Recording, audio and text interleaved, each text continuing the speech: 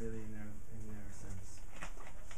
Again, this is not talking about someone who doesn't have full concentration. He's talking Everybody, they're always on some scale or always trying to. He's talking about someone who get more real and get more sincere. sincere. To worship. It's not like there's the good people and the bad people. Like Kelly someone who pretends to be one way and is really another way. But in a negative life on sense, earth. in a negative sense. If your faith isn't tested, you don't have faith. If your faith isn't constantly moving to higher test, then you don't have any emunah. You think what you call it is emunah. What it is, it's just double speak to your brain. Okay, real emunah is always tested. David. That's a good quote. You said Misha Barak's by the chance because my father, as we speak, is being catheterized in his heart, and hoping that we avoid bypass and just they'll put a stent in. He's 82, great health, but heart disease runs.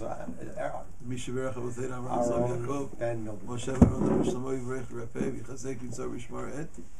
Aharon and Mildred. And Mildred Eldar van Allah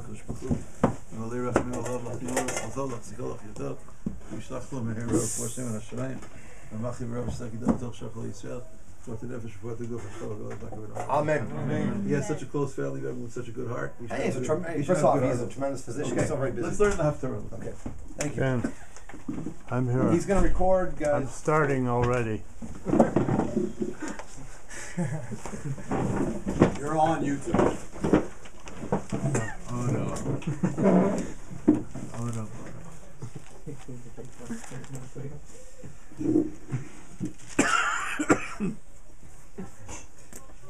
Shalom Avraham Yerushalayim, Yira Kodesh. We studied together this evening the Haftarah of Parshat Vayehi. The prophetic message this week is taken from the Book of Kings, Kings 1, chapter 2. And these are the instructions that are given by the great leader of the nation, by King David, to his son Shlomo, to his son Solomon, just as David is about to leave this world. He's passing on the reins to Shlomo, and he gives him a list of instructions to follow as he's going to become the new king. And I would like to focus on one sentence. I'd like to focus on chapter 2, those people following with the text in front of them, chapter 2, verse 7 of Kings 1. And one of the instructions that David gives Shlomo is to always remember the family of Barzillai HaGiladi. I'm reading it. V'livnei Barzillai HaGiladi ta'aseh hesed. I want you, Shlomo, to make sure that you act with kindness to the children of Barzillai, the Giladite. Remember the family of Barzillai HaGiladi and always extend to them hesed. Always extend to them kindness. Why? Because they were involved in special levels of kindness to King David. And on his deathbed, he says, don't ever forget them, Shlomo. I want you to include them. I want you to invite them. V'hayu b'ochlei shulchanecha. Invite them to be part of that special group of people who have an invitation to eat at your table, to eat at the royal table. You know what that is? King Solomon's table. Give those people like an open invitation to dine with you. Kichein karvu elai. For it was they who were so close to me. They befriended me. They assisted me. B'varchei mipnei Avshalom achicha.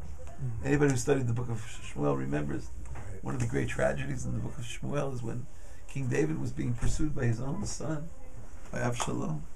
And he there was such a danger involved. He had to run. He had to flee. He had to leave Jerusalem. And he ran away from his own son, Avshalom, who was trying to usurp the kingdom. And he had no provisions with him. Nothing. He had nothing with him. And he even had to cross over the Jordan. He was running away. And this great man, Barzillai HaGiladi, as is described in the book of Shmuel, Barzillai HaGiladi, together with others, was the one who championed this level of chesed to David. he benefited King David at the time when he had to run away from his own son. He had to escape the dangers of Absalom's rebellion. And he was going to Transjordan. And although he had no provisions of his own, Barzillai HaGiladi, this great person who was living at that time in Gilad, the other side of the Jordan, he had special levels of sensitivity to the many needs of King David. And if you're interested, you can read about it in the book of Samuel 2, chapter 17. There's a whole description of the kindness that Barzillai afforded and was kind enough to share with David. And not only did he give these provisions to David, he gave it to King David and all the people with him. He provided David and David's people with sleeping accommodations, with a very wide variety of foods. And when David was returned to his kingdom, Absalom, as you know, passed away, and David restored, he was restored so to speak, as the king. He never forgot the Hesed of Barzillai. He never forgot the kindness of Barzillai. Now notice in the text here it says, I want you to remember what Barzillai did to me when I was running away from Absalom. It means, you could say it's just giving a contextual reference. At which point did it happen? It happened at the point where I was running away. Or you could say, suggest some of the commentaries, that he did this. This was a dangerous thing to do. Barzillai was putting himself out on a line. It wasn't like, okay, there's a hungry person, we'll give him some food. He could have been killed for doing this. He was supporting the person that Absalom was pursuing. And he extended himself. Shlomo, don't ever forget the Hesed. Don't ever forget the Chesed that Barzillai was involved in. In chapter 19 of Samuel 2, we read of how David summons Barzillai when he's restored as king, and he offers him special royal provisions in Yerushalayim. Barzillai turns it down, and he says that he prefers that his son Kimham should be the one who should be the recipient of these special blessings. But David teaches us to remember the acts of chesed that people do, especially those that we enjoyed when we were down and out. Can we always remember that great person, the man or the woman, or the group of men, the group of women, those people who were there when life was not going exactly the way we wanted it to go? David HaMelech says, I was in a very low state at that time. I was running for my life. And there was Barzillai for me. So maybe you're not supposed to read this as just something that was. It's supposed to be a living instruction for us. In those tumultuous days, remember in each person's life there were kind-hearted people who were there for us. Do we remember them? Do we reciprocate properly? Do we extend to them kindness? The message, one of the messages of the Haftarah, not only does David bestow kindness upon Barzillai, but you remember the sentence that we started with? V'livnei Barzillai HaGiladi Daseh Hesed. The generations, right? Generations beyond Barzillai. The children of Barzillai, the descendants of Barzillai. Get them involved also. Not only Kimham. Kimham is mentioned already in chapter 19 of Samuel. But the whole family, it sounds like. Extend kindness, never to forget Barzillai, and chesed will be carried out to all of the children, descendants of Barzillai. Even when we do recall the loving kindness of others, when we do make attempts to properly repay them, do we include also special recognition of their children and offspring? V'livnei Barzillai HaGiladi Taseh Chesed. I believe that our Haftarah is teaching us this new dimension of repayment of kindness, of hakarat hatov. Remember the children of the person who was kind to you. And not only should you remember the children, he's not talking to himself here, he's talking to his children, he's talking to his son. Remind your children about the children of the remind your children about the children of the benefactor. Remind them to help them.